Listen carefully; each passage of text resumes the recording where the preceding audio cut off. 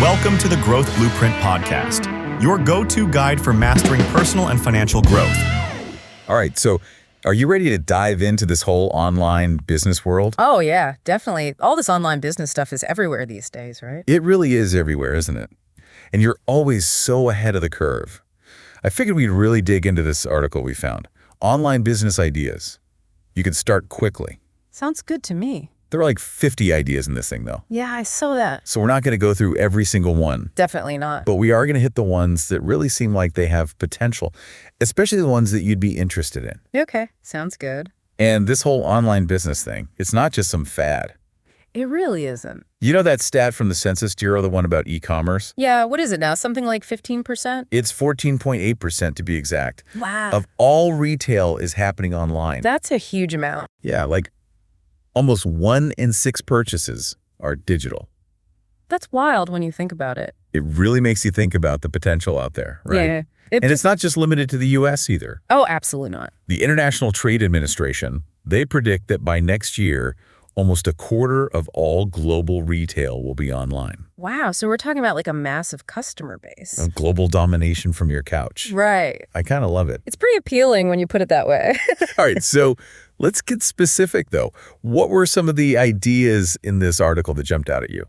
Okay, well, one thing that really stood out was how many of the ideas mention niche e-commerce. Okay, yeah, I noticed that too. Which makes a lot of sense. Like what kind of niches are we talking? Like anything you can think of, and it could even be something like, your love for vintage fashion. Okay, yeah. You could literally curate a collection of unique pieces and start selling them online. You could be like that saying the riches are in the niches. Exactly. You become the expert for a specific type of customer. And people are really passionate about their niche interests. Oh, absolutely. They're willing to spend money on them. And because it's online, you can reach people all over the world. That's a good point. So you don't even need to limit yourself to your local area. Not at all. You could be based anywhere and sell to anyone. So niche e-commerce. Yeah.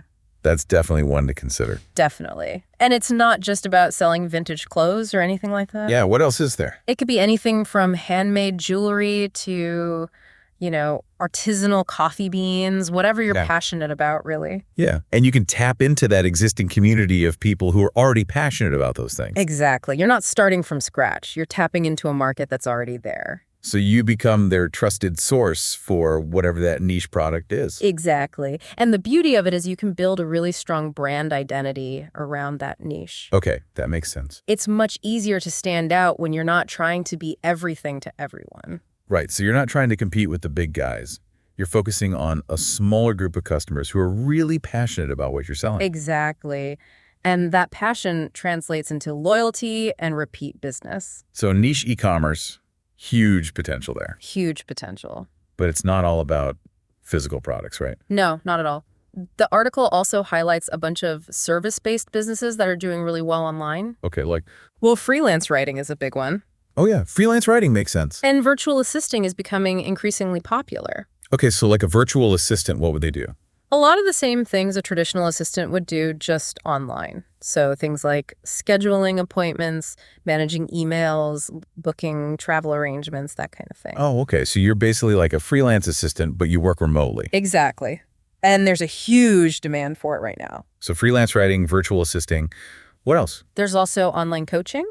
Oh, online coaching. That's interesting. What kind of coaching are we talking about? It could be anything, really. Business coaching, life coaching, fitness coaching, you name it. So basically, if you have expertise in a certain area, you can coach people online. Exactly. Yeah. And it's a great way to monetize your skills and knowledge. Okay, so freelance writing, virtual assisting, online coaching, those all make sense. But then there were some in the article that I wouldn't have thought of. Oh, yeah, like what? Like grant writing. Oh, yeah, grant writing is huge. I would have never thought of that as an online business. Well, a lot of nonprofits and organizations need help securing funding. Okay, that's true. And they're often willing to hire freelance grant writers to help them with the process. And all of that can be done remotely. Exactly. You just need a computer and an internet connection. So grant writing, that's a good one. What was the other one I was thinking about? Was it software testing? Software testing, yes. Yeah, that's another one that's becoming increasingly popular. And people actually get paid to test software. Oh, yeah, there's a big demand for it. Companies want to make sure their software is user-friendly and bug-free before they release it to the public. And I guess it makes sense to have people test it who aren't, already familiar with the software. Exactly. You want fresh eyes on it to catch any potential issues. So software testing, that's another interesting one. It is, and it's a great example of how the internet has opened up all sorts of new job opportunities. It really has. Opportunities that didn't even exist a few years ago. Okay, so we've talked about niche e-commerce and some of the service-based businesses that are killing it online. But there's one business model I want to dig into a little deeper because I think it's something that a lot of people aren't familiar with. Okay, what's that? Dropshipping. Oh, yeah, dropshipping. It's a fascinating model. It is fascinating, but I also don't fully understand how it works. Okay, well, imagine you're really passionate about something like sustainable living. Okay. You could create an online store that sells eco-friendly home goods. Okay, I can see that. But here's the thing. You don't actually have to keep any of those products in stock yourself. But so how do you fulfill orders if you don't have the products? That's where the supplier comes in. You partner with a company that specializes in sustainable home goods. Okay. And they handle all the storage and shipping. Oh, so you're basically like the middleman. In a way, yes. You're the one creating the online store and attracting customers, but you're not actually handling the products themselves. So what are you responsible for then if they're handling the products? You're responsible for marketing your store, processing orders, and providing customer service. So you're basically like the face of the business. Exactly. You're building the brand and the customer relationships, but you don't have to deal with the logistics of inventory and shipping. Okay, so less overhead, potentially faster scaling. Right. But you're really relying on that supplier relationship. That's true. What happens if they mess up an order or their quality isn't good? Well, that's the trade-off with dropshipping. It's not without its risks. Right. You're essentially trusting a crucial part of your business to someone else. So you really need to do your research and make sure you're partnering with a reputable supplier. Absolutely. Due diligence is key. You need to make sure they align with your brand values and your quality standards. That makes a lot of sense.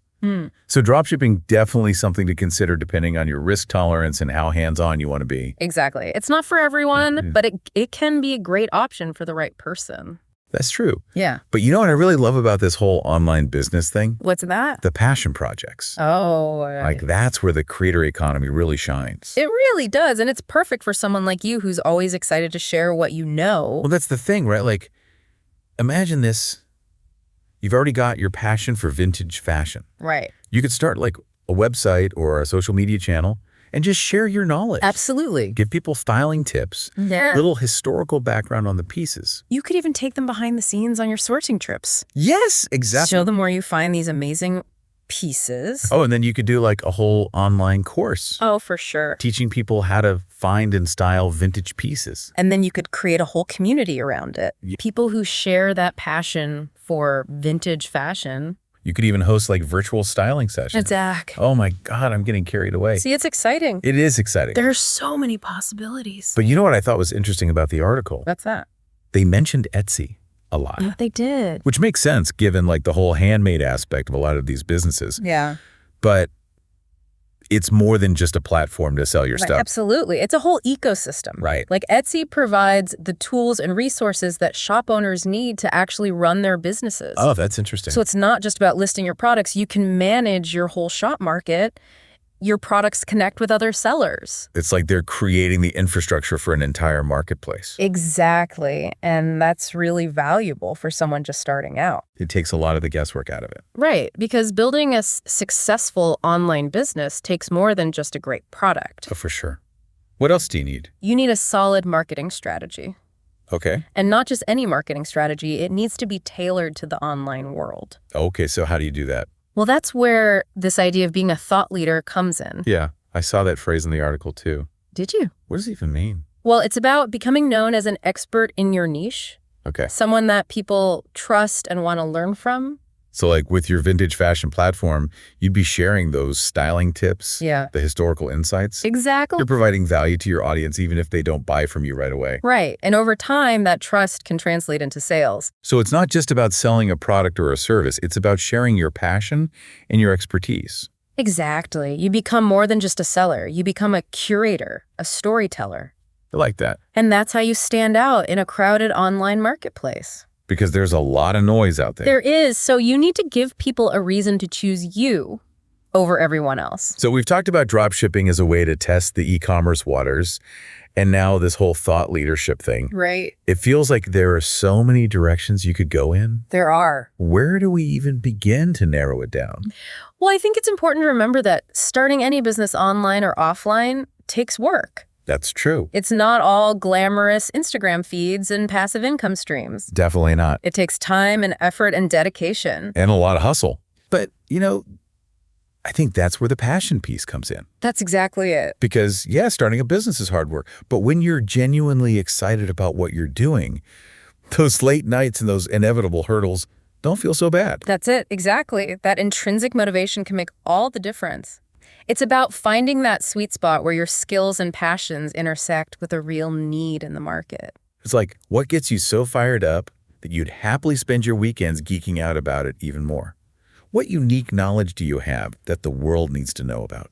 That's what I love about these deep dives. We start with a broad topic in this case, online business ideas, and we end up uncovering all these possibilities that are uniquely suited to you. It's about connecting those dots.